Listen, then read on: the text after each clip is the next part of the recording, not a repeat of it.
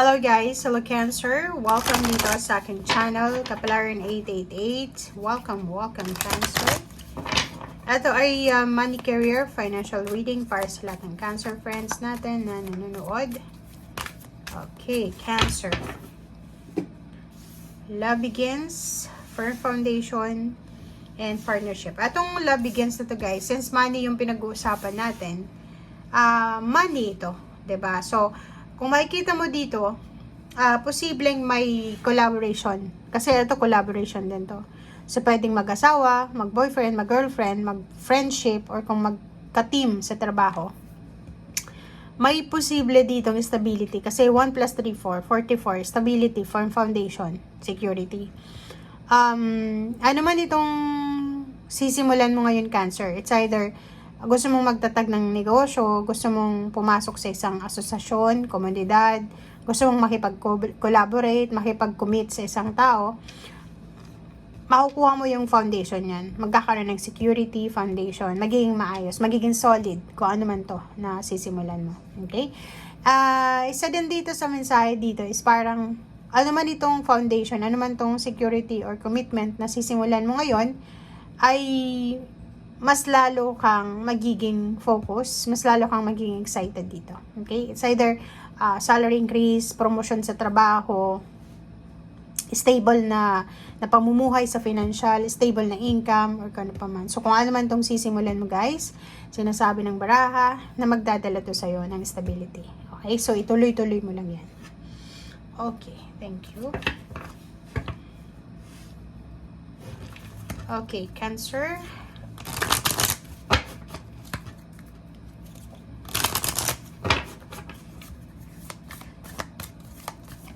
Oops. Wow. Blessings, confidence. Wow. So, yun. May love begins dito. So, kung ano man itong gagawin mong trabaho, it's either trabaho or negosyo, sinasabi ng barase dito na mas magiging sobrang inspired ka. Confident ka, magiging inspired ka sa kung ano man tong sisimulan mo.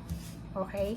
And, sinasabi ng barase dito na etong trabaho, etong negosyo na sisimulan mo, siya yung magdadala sa'yo ng biyaya. Siya yung parang siya yung magbubukas ng gateway ng blessings para sa'yo. So, hindi naman yun imposible sa inyo, Cancer, kasi isa kayo sa pinakamasipag na zodiac signs, 'di ba? So, kailangan mo lang ng lakas loob. Okay. May iba sa inyo ditong natatakot, 'di ba? For example lang natatakot ka sa partnership. Like, may gusto kang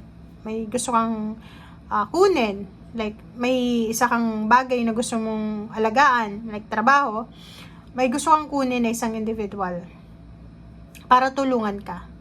Ang nakikita natin dito, medyo nag-aalala kayo. Yung sinasabi ng baraha, be confident and be inspired. Dahil etong kung ano man tong sisimulan mo ngayon, either partnership, connection, or trabaho, negosyo, kano pa man, siya yung magdadala, siya yung magbubukas ng biyaya sa buhay mo. Siya yung parang magpupush ng closed door sa buhay mo para maging bukas na to. Okay? So, siya yung parang may hawak ng susi para sa yung tagumpay. Okay. Thank you.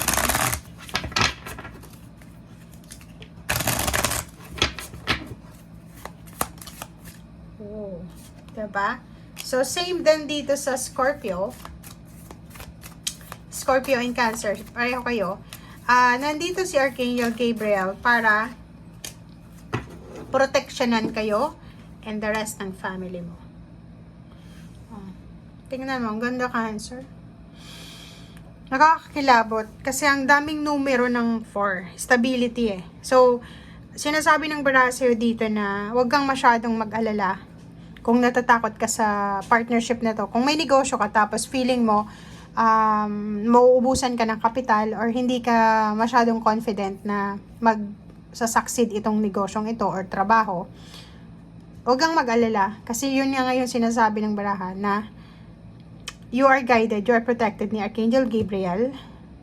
Okay, take care of your body, take care of your mind, take care of your physical health kasi yun yung pinaka-importante.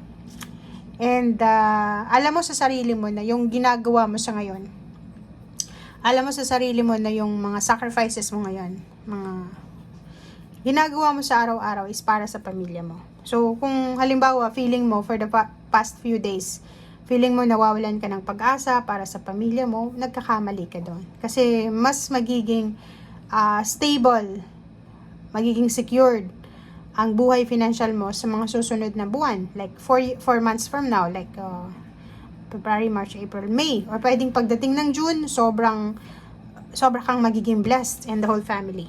Diba? So, dito sa barahang to, iwasan mo yung sobrang pag-analyze. Basta alagaan mo lang yung health mo. Basta Cancer, sinasabi ng baraha, if ever man na busy ka sa trabaho ngayon, may negosyo ka, busy sa pamilya, multitasking, huwag mong kakalimutan yung sarili mo. Kumain ng tama, matulog ng tama, bantayan mo yung health mo. Kasi, kailangan ka ng pamilya mo. Ikaw yung strength nila. And 4 months from now, sobra-sobra yung blessing, sobra-sobra yung biyaya ng buong pamilya. Hindi lang ikaw ang makakatanggap, lahat kayo. It's a miracle. Milagro siya na pwedeng i-provide sa'yo ng iyong angels, archangels, guides, spiritual helpers ng Panginoon, ng universe, na parang magtutulong-tulong sila para ibigay sa'yo sa buong pamilya mo. Pwedeng lahat ng kapatid mo, magulang, anak mo, anak ng mga kapatid mo, pamangkin mo, lahat kayo ay sabay-sabay na ibe-bless ng Panginoon. Okay, 4 months from now. Okay? Okay. Thank you.